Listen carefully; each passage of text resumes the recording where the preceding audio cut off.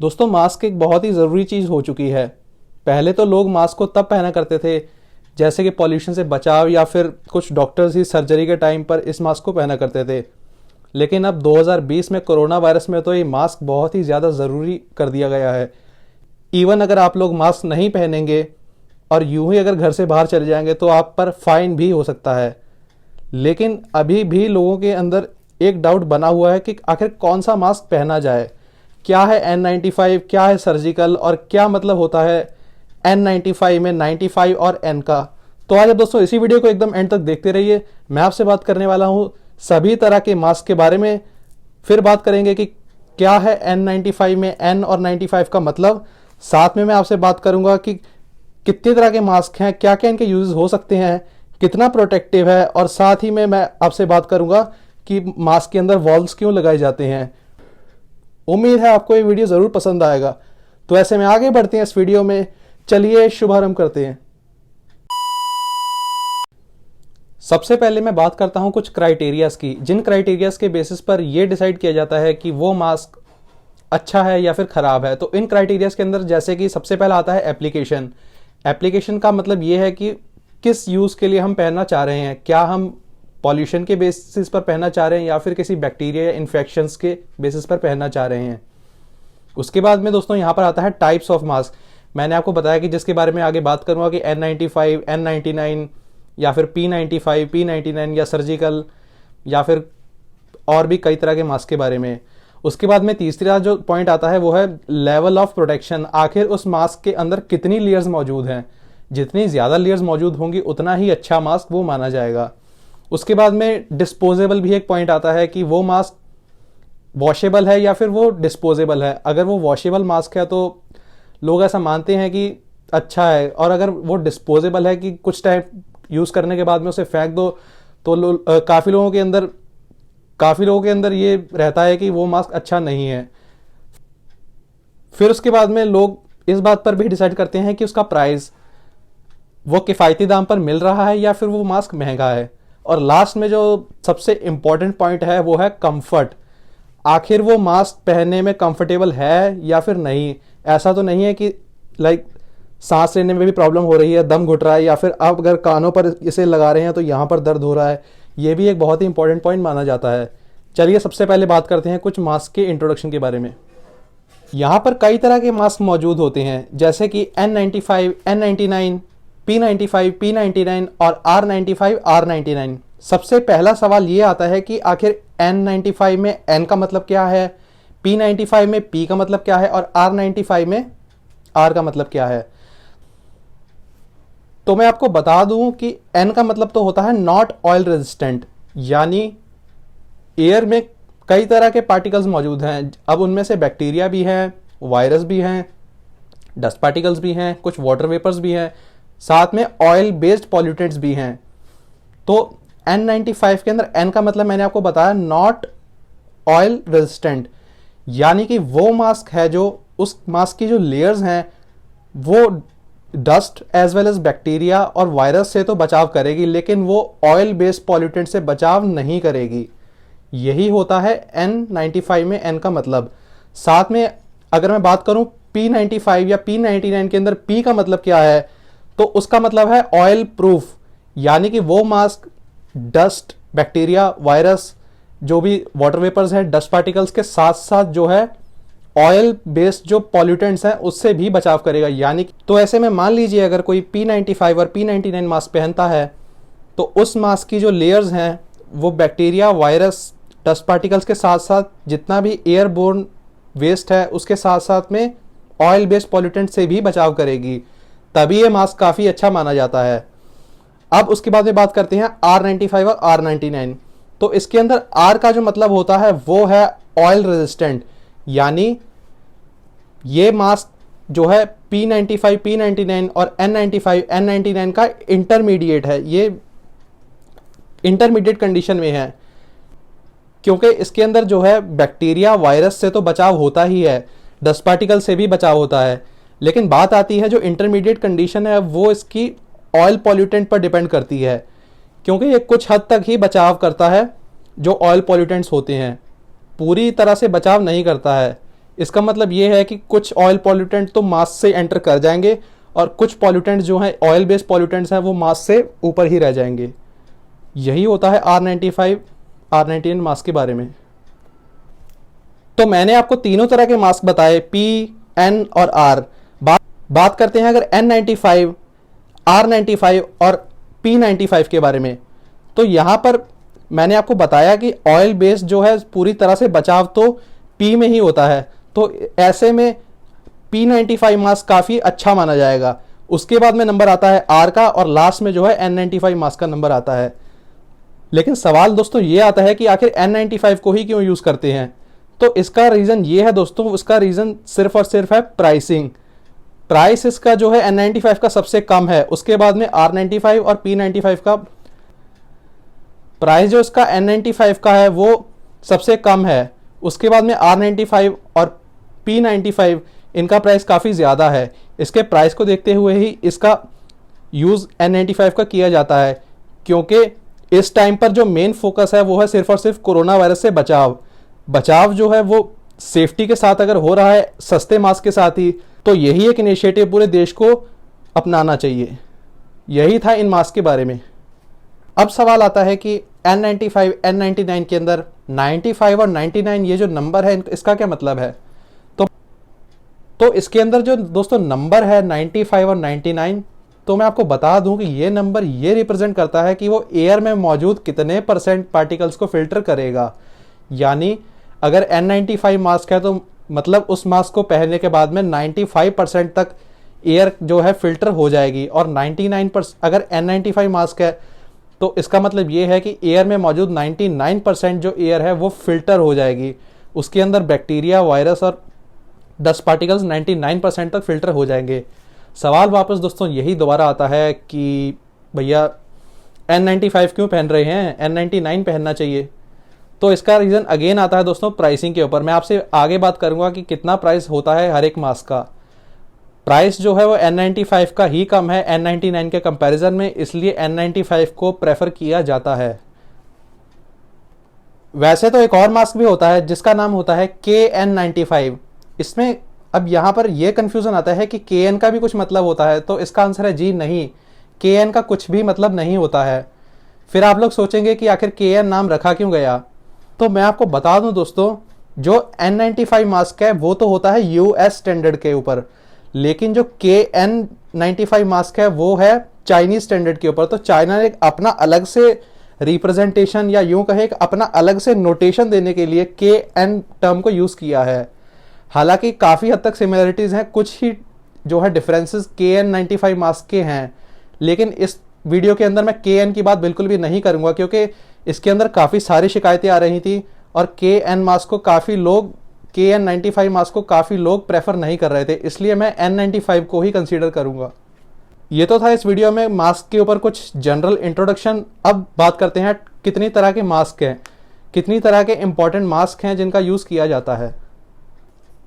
ऐसे में types of mask की बात करूं तो सबसे पहले बात करते हैं हमारा और आपका फेवरेट N95 मास्क के बारे में। तो N95 मास्क कोरोना वायरस से बचने के लिए सबसे बेस्ट मास्क माना जाता है। इसकी जो खास बात है वो ये है कि इस मास्क के अंदर 5 लेयर्स मौजूद होती हैं, जिसमें कि 0.12 माइक्रोन का जो कोरोना वायरस का जो डायामीटर होता है वो ईजिली इस मास्क के अंदर एंटर नहीं करता है। इसका फैब्रिक काफ़ी अच्छी क्वालिटी का होता है, एज वेल एज जो 5 लेयर है वो अल्टीमेटली कोरोना वायरस को उस मास्क के अंदर एंटर नहीं होने देती हैं। N95 मैंने आपको बताया 95 टर्म का मतलब है कि 95% जो जितना भी वेस्ट है, जितना भी एयर वेस्ट है 95% वो बाहर ही रुक जाता है, जिससे कि ये काफ़ी हद तक पॉसिबिलिटी हो जाती है कि कोरोना वायरस से बचा जा सके। इंडिया के अंदर अगर मैं बात करूं तो 2 महीने मिड मार्च से लेकर जो मिड मई का जो टाइम था उसके अंदर 100 कंपनियां खड़ी हुई जो कि इस N95 मास्क को बनाने के लिए शुरू हो गई, लेकिन बीच में तब भी भारत में बहुत ही भारी कमी N95 मास्क की देखी गई थी। आज लेकिन लाखों मास्क पर डे इंडिया में बनाए जा रहे हैं। हालांकि जब कोरोना वायरस शुरू हुआ था तो चाइना ने पहले से ही N95 मास्क का एक्सपोर्ट करना शुरू कर दिया था, लेकिन उस मास्क की कपड़े की क्वालिटी काफ़ी ख़राब थी और काफ़ी देशों से ये शिकायत आ रही थी कि चाइना का मास्क काफ़ी ख़राब क्वालिटी का है और बिल्कुल भी अच्छा नहीं है। ऐसे में इंडिया आगे आया और इंडिया ने खुद से मास्क को बनाना शुरू किया और इन 100 से ज़्यादा जो कंपनीज थी, इन कंपनीज की मदद से इस मास्क को इंडिया से बाहर भी एक्सपोर्ट किया गया, जिससे इंडिया को काफ़ी तारीफ मिली और साथ ही साथ इंडिया को N95 मास्क एक्सपोर्ट करने से काफ़ी हद तक मुनाफा भी हुआ। यही था दोस्तों N95 मास्क के बारे में। नंबर 2 पर जो बहुत ही पॉपुलर कोरोना वायरस से बचाव के लिए जो मास्क है उसका नाम है सर्जिकल मास्क। ये सर्जिकल मास्क तब यूज़ किया जाता है अगर आपके पास N95 मास्क अवेलेबल ना हो, तो इसका अल्टरनेटिव सर्जिकल मास्क का लिया जा सकता है। इस सर्जिकल मास्क के कई नाम हैं दोस्तों, जैसे कि डिस्पोजेबल मास्क और साथ में प्रोसीजर मास्क और मेडिकल मास्क भी कहा जाता है, क्योंकि इस मास्क को शुरुआत से ही डॉक्टर्स स्पेशली सर्जरी के अंदर पहनते हैं। N95 मास्क काफ़ी अच्छा था, लेकिन सर्जिकल मास्क को भी लोग आजकल ऑल्टरनेटिव में ले रहे हैं। इस सर्जिकल मास्क की अगर खासियत है तो वो ये है कि ये वायरस से 95% तक बचाव करता है, साथ ही साथ जो डस्ट पार्टिकल्स हैं और बैक्टीरिया है उससे 80% तक बचाव कर सकता है। लेकिन ये इसका एक ड्रॉबैक अगर सर्जिकल मास्क का ये है कि ये मुंह को और नाक को अच्छे से ढक नहीं पाता। वो कहीं ना कहीं जब आप कान से इसको लगाते हैं तो वो मास्क कहीं ना कहीं लूज रह जाता है।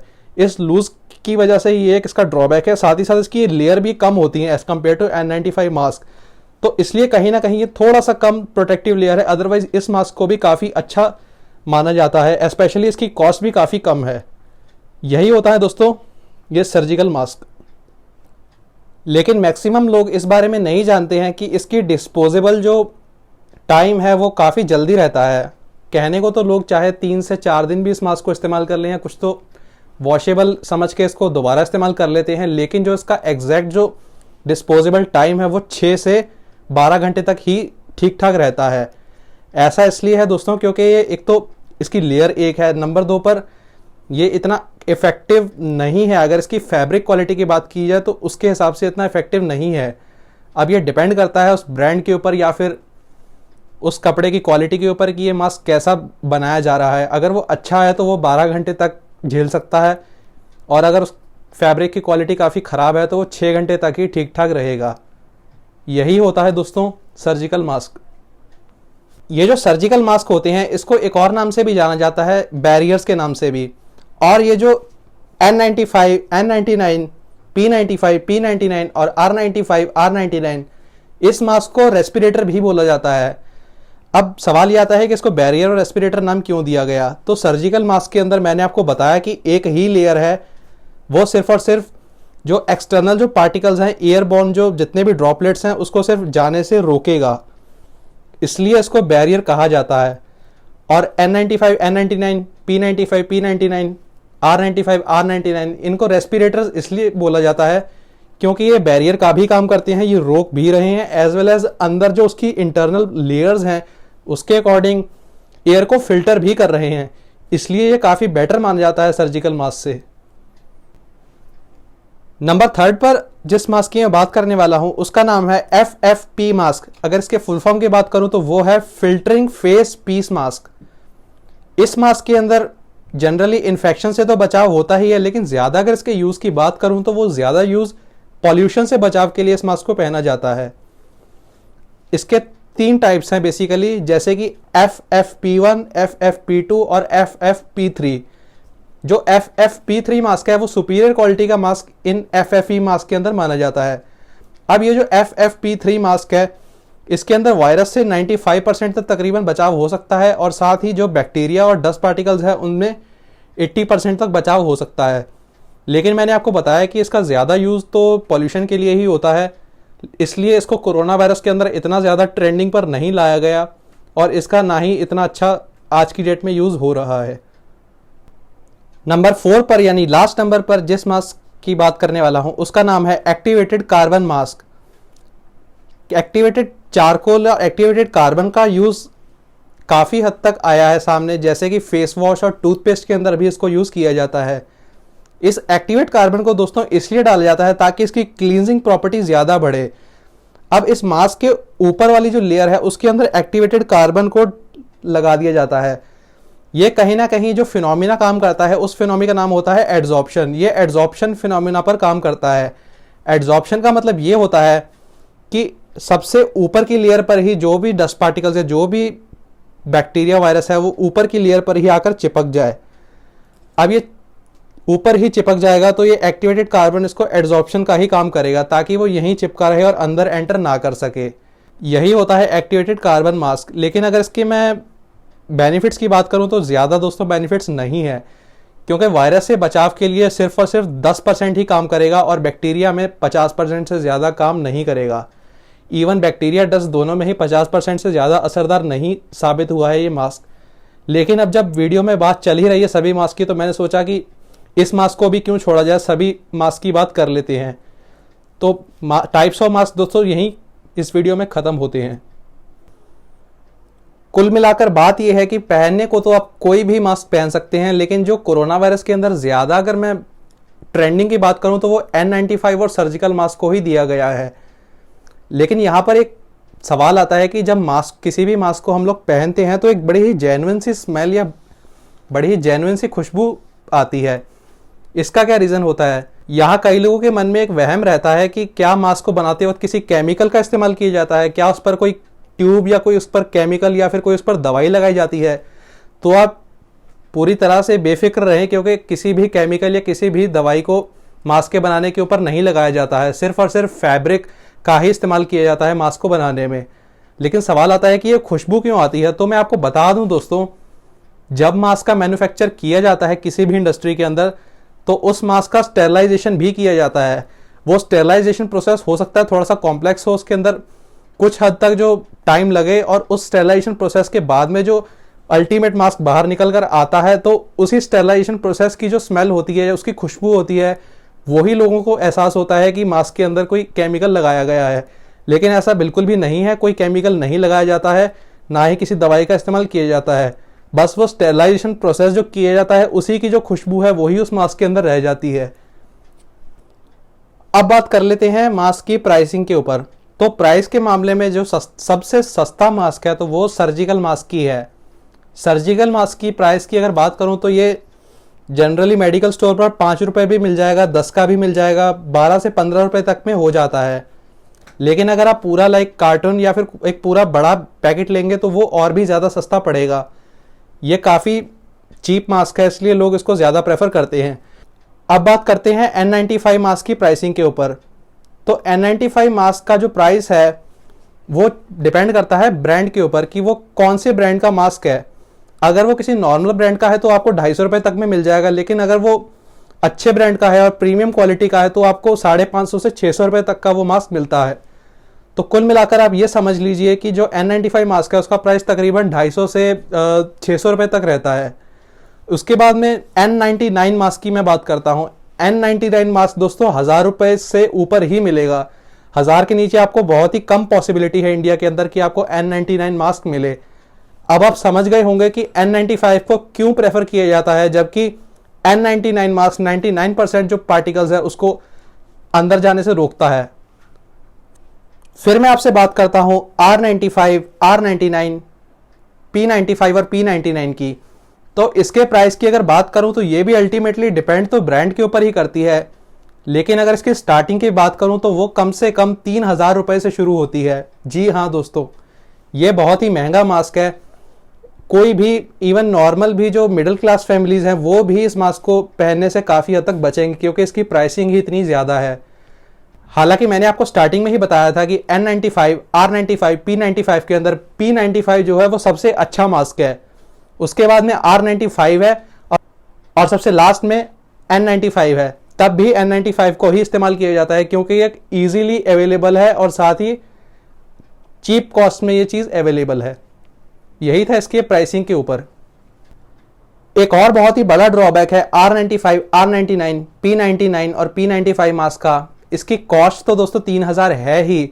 साथ में एक और ड्रॉबैक है जो बहुत ही कम लोग जानते होंगे कि इसका जो वॉशिंग टाइम है, आप 2 से 3 बार ही इसको वॉश कर सकते हैं। उसके बाद में ये मास्क यूज़ करने लायक नहीं बचता है। अब इंसान 3000 रुपये लगाने के बाद भी ये सोचे कि भैया 2 से 3 बार ही वॉशेबल है, तो फिर क्यों ना जाएं N95 मास्क के ऊपर। साथ ही आपको एक और इंटरेस्टिंग फैक्ट बताता हूं। अगर प्राइसिंग ऑफ मास्क की ही बात चल रही है तो इंडिया के अंदर एक पर्सन है पुणे के जिनका नाम है शंकर कुराडे। इन्होंने गोल्ड का मास्क बनवाया था अपने लिए। ये सोने को पहनने के लिए काफ़ी ज़्यादा मतलब शुरू से ही शौकीन रहे हैं, तो इन्होंने सोचा कि क्यों ना गोल्ड का मास्क ट्राई किया जाए। तो ये आप फोटो देख सकते हैं, इसके अंदर इनका नाम है शंकर कुराडे, ये पुणे के रहने वाले हैं। इन्होंने अपने लिए एक स्पेशल इसी तरह का गोल्ड का मास्क बनवाया था। हालांकि ये इतना इन्होंने क्लियर तो नहीं बताया कि ये मास्क कितना प्रोटेक्टिव है या फिर ये कितना असरदार साबित हो सकता है, बस इन्होंने अपने एक शौक के लिए ही बनवाया था। और इसका जो प्राइस था अल्टीमेट, वो प्राइस भी अच्छा खासा था। 2.89 लाख रुपीस का दोस्तों ये मास्क बनवाया था इन्होंने अपना गोल्ड का। लास्ट में मैं एक एडिशनल टॉपिक की बात करता हूं कि आखिर मास्क के अंदर वॉल्व क्यों प्रेजेंट होता है। तो इसके लिए आपको सबसे पहले यह जानना होगा कि जो नॉर्मल ब्रीथिंग प्रोसेस है उसके अंदर 2 स्टेप्स होते हैं। नंबर 1 पर इंस्पिरेशन, नंबर 2 पर एक्सपिरेशन। जो इंस्पिरेशन प्रोसेस होता है उसके अंदर हम यानी कि सांस को अंदर लेते हैं, और जो एक्सपिरेशन प्रोसेस है उसके अंदर सांस को बाहर छोड़ते हैं। अब ये इंस्पिरेशन और एक्सपिरेशन प्रोसेस में काफ़ी हद तक प्रॉब्लम साबित होती है, इसीलिए इस वॉल्व को बनाया जाता है।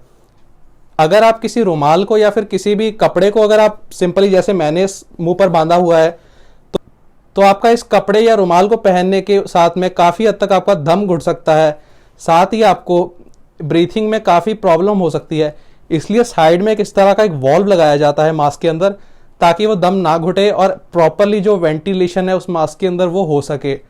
नंबर 2 पर इस वॉल्व को लगाने का एक और मकसद था, क्योंकि आप इंस्पिरेशन में तो इतनी प्रॉब्लम नहीं होती है, लेकिन अगर आप एयर एक्सपायर कर रहे हैं तो जो लोग जैसे मैंने चश्मा पहना हुआ है, तो इस एक्सपायर करने के साथ में जो एयर बाहर निकलती है वो रुमाल और कपड़े के अंदर ही अगर रह जाती है तो वो कहीं ना कहीं यहाँ पर ब्लर्ड हो जाता है, वो चश्मा धुंधला हो जाता है ड्यू टू जो वाटर वेपर्स एक्सपायर किए गए हैं। तो ये वॉल्व अगर प्रेजेंट रहेगा तो इजीली एयर बाहर भी जा सकती है और आपको विजन में ज़्यादा प्रॉब्लम नहीं आएगी। साथ में अगर इसके तीसरे पॉइंट की बात करूं कि वॉल्व क्यों प्रेजेंट होता है, तो उसका रीज़न है कि अगर आप एयर को इनटेक कर रहे हैं और एक्सपायर कर रहे हैं, अगर आप रुमाल या किसी कपड़े का इस्तेमाल करते हैं तो फिर वो कहीं ना कहीं अगर आप एक्सपायर कर रहे हैं तो जो वेस्ट है जो एयर का वो एक्सपायर के अंदर मास्क के अंदर ही चिपक जाता है, वो उस कपड़े के अंदर ही चिपक जाएगा। तो दोस्तों मास्क पहनने का उतना कोई फ़ायदा भी नहीं होगा। लेकिन अगर आप एक वॉल्व वाला मास्क अगर आप पहनते हैं तो वो कहीं ना कहीं अल्टीमेटली बाहर ही जाएगा, जितना भी एक्सपायर्ड वेस्ट होगा। यही होता है दोस्तों इसका रीज़न। मुझे उम्मीद है कि आपको रीज़न समझ में आ गया होगा कि मास्क के अंदर वॉल्व क्यों लगाया जाता है। लेकिन ये वॉल्व की एक अगर नेगेटिव बात है तो ये काफ़ी ज़्यादा ट्रेंडिंग पर आ चुकी है कि कृपया वॉल्व वाला मास्क ना खरीदें। उसका रीज़न कई अखबारों ने, इवन इंडिया के times of India, Hindustan times का चाहे आर्टिकल ले लिया जाए, चाहे वॉशिंगटन पोस्ट हो, चाहे पाकिस्तान का द डॉन न्यूज़पेपर हो, इन सभी न्यूज़पेपर्स के अंदर ये आर्टिकल स्पेशली जुलाई के महीने में बहुत ही ज़्यादा ट्रेंडिंग पर आया था कि वॉल्व वाले मास्क ना पहने जाएं। अब सवाल आता है कि वॉल्व वाले मास्क क्यों ना पहने जाएं। तो इसका रीज़न ये है, मैंने आपको बताया कि जो भी इंसान वॉल्व वाले मास्क को पहनेगा तो एयर पूरी तरह से फिल्टर होकर बाहर आएगी। लेकिन जो पूरी तरह से फिल्टर होकर बाहर आएगी, इसमें जो मास्क पहन रहा है उसको तो बेनिफिट्स हैं, लेकिन जो सामने खड़ा हुआ पर्सन है उसके साइड में अगर कोई पर्सन खड़ा हुआ है तो उसको वो जो फिल्टर्ड वेस्ट है वो उसको कहीं ना कहीं नुकसान पहुंचाएगा। तो वो जो अगर उसके साइड में कोई पर्सन खड़ा हुआ है उसको कहीं ना कहीं वो नुकसान होगा, क्योंकि जो मास्क पहना हुआ है वॉल्व वाला वो अगर एयर को बाहर निकालेगा, एयर को एक्सपायर करेगा, और मान लीजिए बाय द वे वो अगर कोविड पॉजिटिव पेशेंट है तो वो सामने जो उसके खड़ा हुआ अनदर पर्सन है, अगर वो उस एयर को इंस्पायर करेगा तो वो कहीं ना कहीं कोरोना पॉजिटिव होने के चांसेस बहुत ज़्यादा बढ़ जाएंगे। ये आप एक आर्टिकल देख सकते हैं, इसमें साफ साफ लिखा हुआ है कि कृपया वॉल्व वाले मास्क को ना पहने, इसके काफ़ी नुकसान हो सकते हैं। वही जो चीज़ मैंने आपको बताई कि अगर उसके पास में कोई कोरोना पॉजिटिव पेशेंट खड़ा हुआ है और उसी से अगर उसने एयर को इंस्पायर किया तो वो डायरेक्टली उसके कॉन्टैक्ट में आ जाएगा, जबकि अगर बिना वॉल्व वाले मास्क को पहनेंगे तो काफ़ी हद तक इस चीज़ से बचाव हो सकता है। गाइज, आपका इस बारे में क्या कहना है, प्लीज़ नीचे कमेंट करके ज़रूर बताएं। दोस्तों मुझे उम्मीद है कि आपको वीडियो ज़रूर पसंद आया होगा। वैसे तो मैंने मास्क के ऊपर काफ़ी ज़्यादा स्टडी की और काफ़ी हद तक समझा एक एक चीज़ को, तब मैंने इस वीडियो को बनाया है। लेकिन अगर आपका अभी भी कोई सुझाव है तो बिल्कुल बेझिझक होकर आप नीचे कमेंट सेक्शन में ज़रूर पूछ सकते हैं। अगर आपको ये वीडियो पसंद आया तो लाइक शेयर करना बिल्कुल भी ना भूलें, चैनल को सब्सक्राइब करें और साथ ही बेल आइकन को दबाएं, क्योंकि मैं आपके लिए इसी तरह की वीडियोस लेके आता रहता हूं। फिलहाल के लिए इस वीडियो में बस इतना ही। जय हिंद, वंदे मातरम।